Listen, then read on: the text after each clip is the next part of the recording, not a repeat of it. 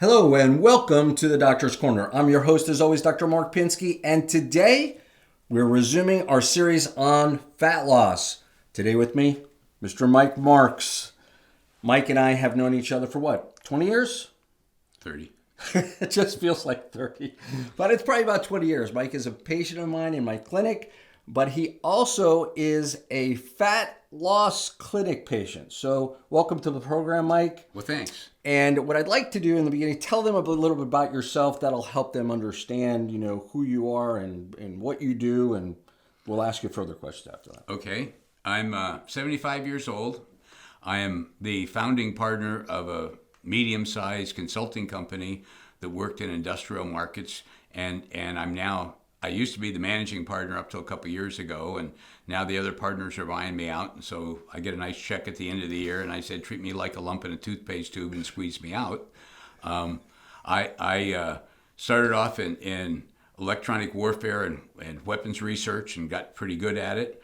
And ended up, believe it or not, going from that into corporate audit and then into sales. Ended up running an electronic semiconductor distributor back in the 80s and bought a bunch of companies for we were acquired by an English company. I traveled around buying companies. And at this point, I'm just semi-retired. I sit in the boards of a couple companies and I race prototypes competitively in the Sports Car Club of America and IMSA. And that's all true, believe it or not. How did you get that out in a minute?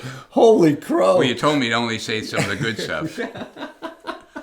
So the last thing you said is probably one of the more meaningful in terms of your fat loss. Okay? Because one of the things you came to me was you said to me, I'm going to do some endurances. And what? Endurance racing. Right. And correct me if I'm wrong, but you, for your age group, had won the endurance, correct? I was the endurance champion in 21 in prototypes for the Sports Car Club. See? Old age and treachery over youthful enthusiasm. But aren't you impressed that I remembered that? I'm super impressed. I listen to you in the room. You think I don't listen to you, but I do. But you need to get a life. So that was a big part of, you kept saying, listen, I need to get healthier because I need to be able to do this until I just, cannot do it anymore. And I don't feel like I'm at the place now that I was in 21. Right? Correct? That is fair observation. Okay. And so that probably is what launched you to do the fat loss program, correct? Well, there are two other things. Okay. Number one, I had the same problem that men do. And you keep getting bigger and you have all these small clothes in your closet and you keep thinking I'm going to get small and they'll fit. And so I don't have a leisure suit, but everything post-leisure suit I've got still. And I'd gotten to the point that the back of my pants were about to split out and I was in denial and I just didn't want to do it again. So between the racing and the desire to fit into my pants, then the third thing was Marilyn. Yeah. Who somehow or other thinks you're really some kind of rock god. So she's a smart lady. Yeah, right. Anyway, so those three said, okay, I'm going to do it.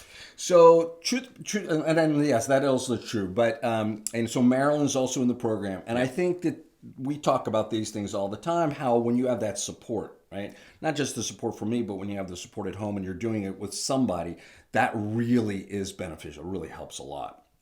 So I think that's been very helpful. I think that's huge. If we hadn't been doing it together, because what happens, somebody has to talk you off the cliff, and I really need a banana split, and I've talked her off, she talked me off, and I think that having two people, it makes a huge difference. It really does. Okay. I agree. I mean, I think that when she told me that you were going to do it with her, and it wouldn't matter the other way around, I think that camaraderie, that support is very helpful. I want to share something with everyone. If people are thinking about doing this, okay, go ahead. We're sitting here together. We're starting the program. Mark looks at Marilyn and says, look, guys lose weight faster than women. And don't you get discouraged or don't get upset when he starts losing weight faster. She goes, and he looks at her and said, did you hear what I said? And she goes, yes, I did. And then she still got mad. Makes no difference. That is 100% true, too. Yes. And then, unfortunately, that is just, that's the way it works. Biology. It's biology. It's just the way it works. So you come in. Let's take everybody a little bit through the process. I think that people should kind of know what happens. So take them through the point of time you make this decision. You then come in and you do registration. right? We do some blood work on you. We put you on this famous big scale called the in-body scale, which Yep. allows me to measure your skeletal muscle mass, your fat mass, your overall pounds. And then we do, what else we do? We did EKG. Yep. Did a bunch of safety stuff just to make sure I wasn't going to fall I off had the to cliff. make sure, I wasn't going to fall off the cliff. And then Just like a real doctor. And almost like a real doctor. And then we sit down and we talk about how to implement the program. That was the interesting part. Okay. So talk a little bit about that, because I think this is what makes the program a lot different than what other programs do. Well, to start with, it probably took a month of being on the cliff and off the cliff to realize it's not a diet. Right. It's really important that it's not a diet, because everybody I know that's gone on a diet, they lose weight and then they end up 10 pounds heavier when they come off the diet. Right. So we weren't on a diet. What we were trying to do is, and you had several pieces to this, but what we were trying to do is just eat healthier, right? And your 80-20 thing was also another big factor, because fundamentally the program says you can cheat 20% of the time, but you gotta be following the rules of just being healthy. This isn't a diet. It's just like stop eating junk food. And one of the 4 food groups is gourmet jelly beans. So I had to, they're still sitting there. I look at them in emergency break glass. But I was cheating 80% of the time and being good 20%, and we had to flip it. And the second thing, well, it took me a while to figure out, because you have all these supplements or whatever, and I can't keep you. I know you know all that stuff. I do. And I'd mix them up, and I do the wrong ones at the wrong time, and that happened. That sorted out pretty quick. But the other thing that really happened to me was I have this lag between when my body's full and my brain tells me I'm full of food, and so you told me eat half of what's on your plate and just stop for 3 minutes, right? And I'd have another glass of wine, which I still kept. But my point was, at the end of the 3 minutes, I wouldn't finish the meal. And so because I travel internationally and we do all this traveling, and so you're in a restaurant and the chef comes out. Well, they had this fancy foo-foo deal, and you only ate half of the trout, and the blah, blah, blah. And I go, I'm trying to be a smaller person. And can I package it up, take home? And I go, no, I'm homeless. What am I going to put it in a hotel room? And the fact is, I don't like used food anyway. Yeah. But the key thing is that they actually got offended that you're not eating it all. And I finally just maybe said, I'm 75. I don't care what he thinks. Yeah. And I'm full. So there's a couple of messages there. Number one, Mike does travel a lot for business. I needed to make the program amendable so that people could learn how to eat, whether they were at home or whether they were traveling. That takes some time, right? It takes me some time to work with that little hand thing. That was huge. Knowing what to do with that. Right. So basically, I didn't have them actually calculate anything. I just basically taught them how to use their hand to calculate out appropriate portion sizes. Seems simple, but it takes a long time to learn how to do it. And then the second thing is we ran his DNA. Now, it's not the same DNA as 23andMe DNA. This is DNA that specifies nutritionally what he should be doing, how he should be doing it. It also goes into specifics about exercise and what type of exercise program he should be doing. We put that all in. Mike works now with a trainer, and that has really helped as well to get him, zoned in and locked into a particular program without them just guessing about what that program should be. What Mike was referring to is that a part of that DNA analysis teaches you about impulse eating. And some people have what they call a delay in their satiety hormone called leptin. So some people it's 30 minutes, some people it's 45 minutes, some people it's 15 minutes. And if you just relax for a second, you will realize that most of the time you're really not hungry. And so that was a big thing that we go through. I have it too. And of course, the medical school taught me all the wrong stuff, which is very ironic, obviously. Residency was worse. Right. And so now I have that's really when slowed you down. spent 6 months without sleeping. Yeah, for sure. 2 years, 3 years. So that was part of it. Okay, so great. So we come in, and our weekly visits always surround talking about habits, right? Because habits are a huge part, forming the right habits are a huge part of success. So the questions I will always ask you are, he doesn't know I'm going to ask him these questions. Go ahead. Well, go ahead. Tell me what questions I normally ask you when you come in the door. What's the first question I always ask you? Well, you're asking me what I'm eating, right? So I ask him specifically what he's eating, and and that I keep a log. correct. He And keeps his log. and by the way, it's kind of it's an irritating thing to do. And that had a capital I on it, because you know that you're not going to lie, but you also, when you're writing this stuff down, it forces you to go, I suck. I've blown it completely. So that's part of the accountability. And the water. Right, yeah, I'm getting to it. So what happens on the actual log is you don't give me specifics. You just tell me basically what you ate. So I'm not asking you about quantities. I'm not asking you about counting macros and all that stuff. I'm being broad, and then we constantly review portion sizes of what you should be doing and how you should be doing it and how you should be eating through the day. Okay? Yep. And then the second thing Mike mentioned, I will always ask about water intake. And the reason that is because in order to lose fat, you have to have X amount of water in your body per day. And the rough rule of thumb is half your body weight in ounces of water per day. And then if you can, you add 20% for exercise, and then you would add 20% if you were exercising outside, like here in Florida where it's very hot and humid. So it's a lot of water. But what people don't understand is water is the rate limiting step to break down fat. So lipolysis, the breaking down of fat, requires hydrolysis, which is the breakdown of water. So there you've got your science lesson for the day. And then what's the next? Is there a test later? There won't be any tests later. Okay. And then what else do I always ask you about every week? Sleep. Sleep, correct. Man, you're doing good. Sleep, I always ask about. Why? Because when you sleep, You lose weight. you tend to lose weight. You burn calories when you sleep. So if you're not sleeping, then I actually have to restrict your calories even more. It's one of the hardest things to get people to understand. It's also, nobody in America seems to sleep. So it's a very difficult thing to get people to do. But sleeping at least 6 hours, mandatory. I understand 7 to 8 hours is preference. And as I was really weird, because as I've gotten older now, I actually have felt that if I get more sleep, I do better. Oh, I can really tell a difference. Which most people will tell you that they get less sleep as they get older because their melatonin decreases, which is natural. But that's why they're miserable all the time. And that's why they get that gut, and that's why they have all these problems. So you have to train yourself how to sleep appropriately. So yes, we focus on sleep, hydration. We also focus on macronutrients we talked about. And one of the things that I get everybody to do, as you know, is micronutrition. So micronutrition involves vitamins. Right? And the reason is because you fill in the gaps.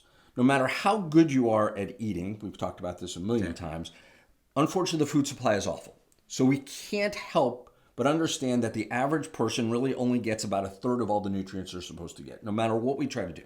So having a good source of micronutrition, which we do through ID Life, really helps patients.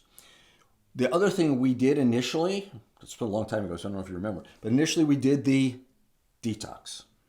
Oh. Yes. So the detox and cleanse is a part of the balance step, right? And the reason why we do that is you Consider it training for a colonoscopy prep. So the healthier you are, the less it bothers you. The less healthy you are. Now you have to admit, right? You have to admit, the colonoscopy prep, like you ran to the bathroom. Yeah. Right? You may have had that for a day or two when you did the colonoscopy. I'm just trash talking. But it really wasn't like that. You increase the amount that you go, you increase the amount that you urinate. But the whole idea is to detox kidney, liver, and gut.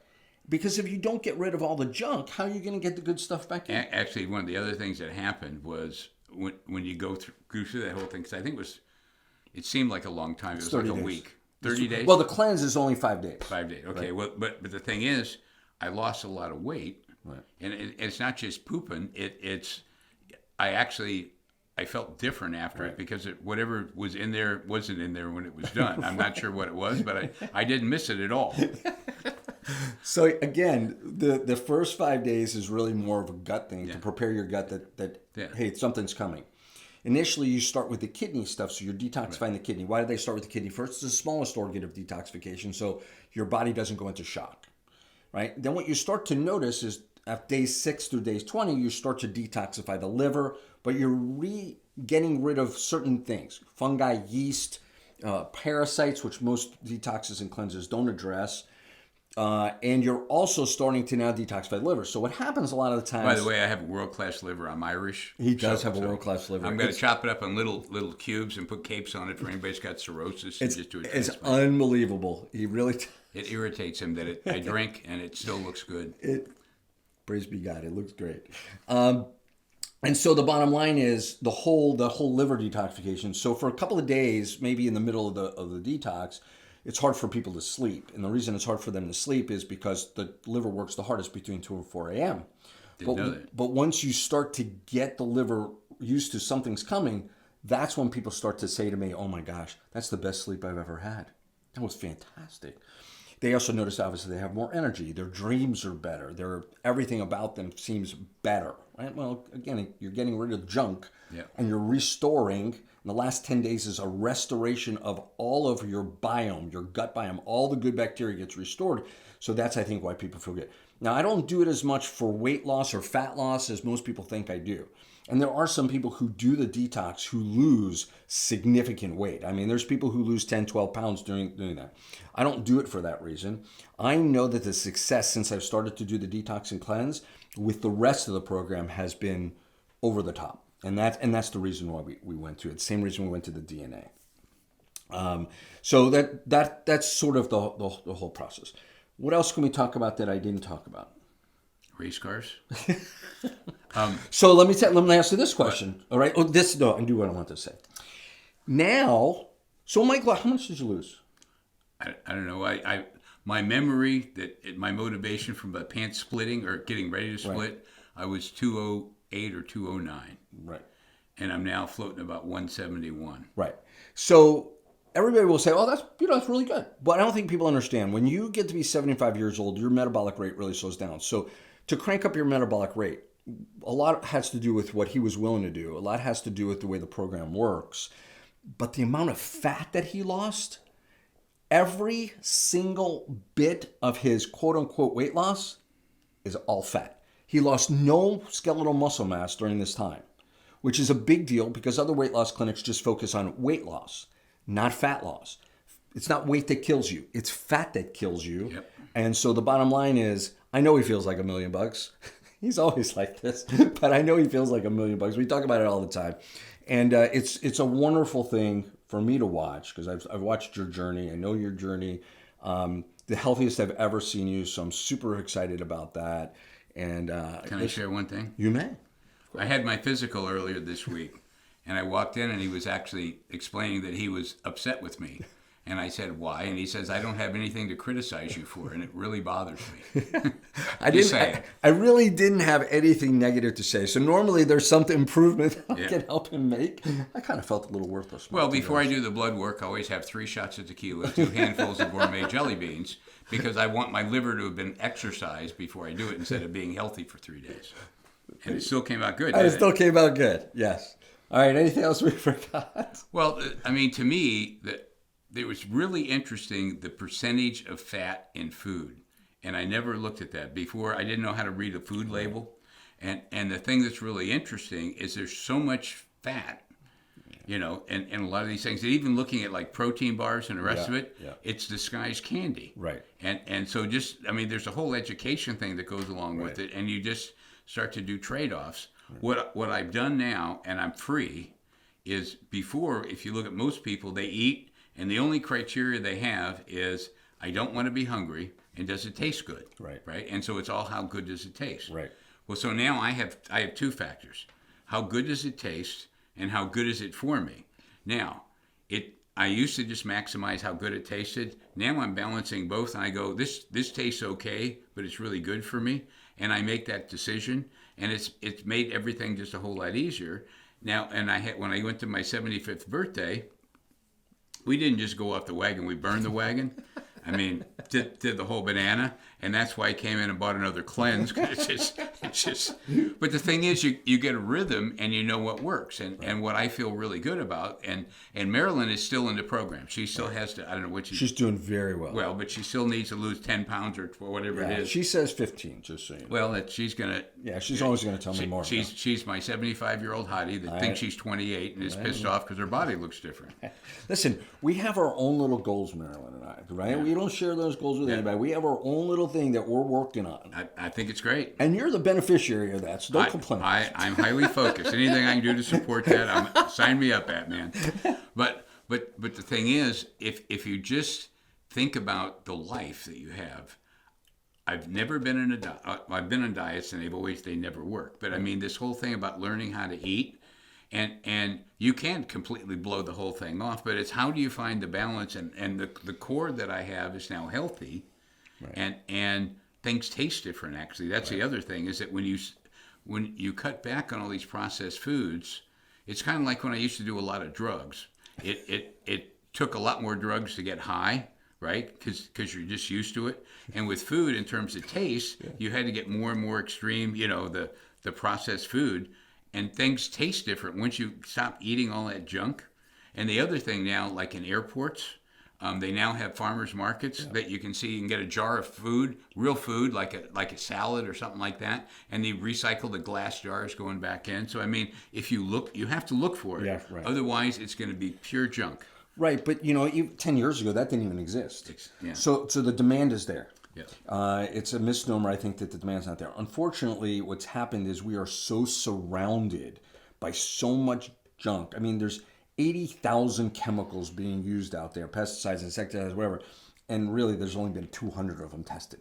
So we are absorbing stuff through our skin, and we're doing this. So that brings up another point for me. I mean, I tell people you should probably detox every 3 months anyway. General principles? Just general principles, because of everything that you're absorbed by. Plus, the thing is, you and I, we go on vacation, we're going to go travel.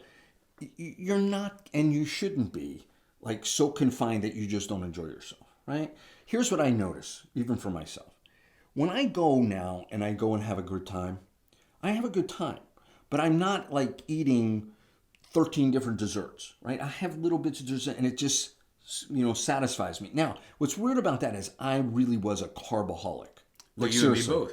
Right, seriously, a bad carbaholic. And there wasn't a piece of candy on the planet that didn't have my name on it. I loved it. Now, I honestly can tell you, I don't touch any of that stuff, and I really don't miss any of it. Right? Well, you have to detox. You're right. like addicted to it. Right, it's like 100%. I need jelly beans. Right, And it's just. Well, when Marilyn and I went to Europe in November, I had to teach a class in Austria. We were there for 2 weeks and didn't gain any weight. Right. Didn't gain any weight at all. Right. Had a couple pissed off chefs that, why didn't you eat this? Because we're at all these fancy restaurants. I know. So that's another point. As I said, it's not exactly like when you go, they don't want to wine and dine you. They want to wine and dine you. Everybody shows off. Right. So the bottom line is there is some restraint involved, but you still are enjoying yourself. It's not like you're not having a good quality of your life. So in any event, you and I could talk all day. I have when we were about, I guess, probably 3 months into it, you know how I have TSA pre, so you can skip a lot of the lines, but they picked me for random. You got to stand in the machine, put your hands up like this, and my pants fell down. and because I had to take off my belt. Yeah. And so I had all my pants that were 36s all taken into 32s.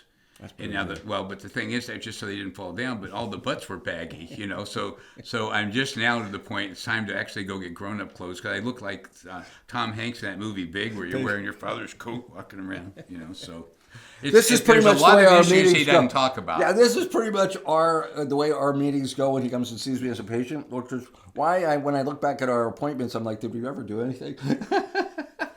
We have fun. We do have fun. We're enjoying being alive. We and I think I'm going to be alive even longer now. Amen.